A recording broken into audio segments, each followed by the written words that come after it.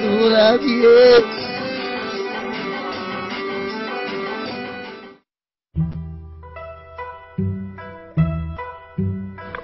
അല്ല, എന്ത് പണിയാ കാണിച്ചത്?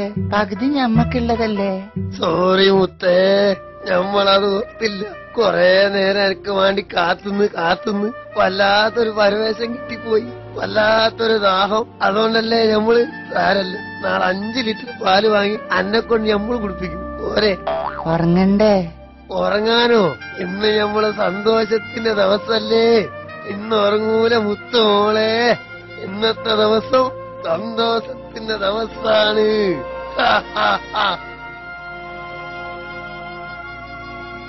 ഗഫൂർക്ക, വല്ലാത്ത ക്ഷീണം. നിങ്ങള് ലേശം പാല് വാങ്ങിക്കൊണ്ടാ. പാലോ? ക്ഷീണത്തിന് കഞ്ഞിയും വെള്ളാണ് നല്ലത്. എന്റെ പൊന്നു മോള് ഉപ്പിട്ട് ലേശം കഞ്ഞിന്റെ എല്ലാം കുടിച്ചോളി. കല്യാണ പിറ്റേന്ന് 5 ലിറ്റർ പാല് കുടിപ്പിച്ച ആളാ. ഇപ്പൊ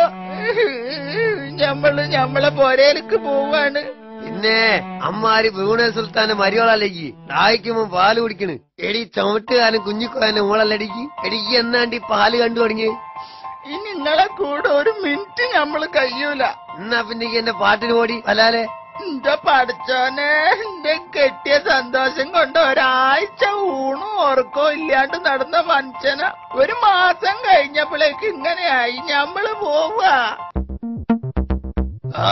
രസപ്പെട്ട് ഇന്നെങ്കിലും ഒന്ന് മനസ്സമാനായിട്ട് കിടന്നുറങ്ങണം. ഇന്നാണ് ഞമ്മളെ സ്വാതന്ത്ര്യദിനം. അല്ല ഗഫൂറേ, ദാമ്പത്യം നെല്ലിക്കയുടെ ഓപ്പോസിറ്റ് ആണോ? അശരീരി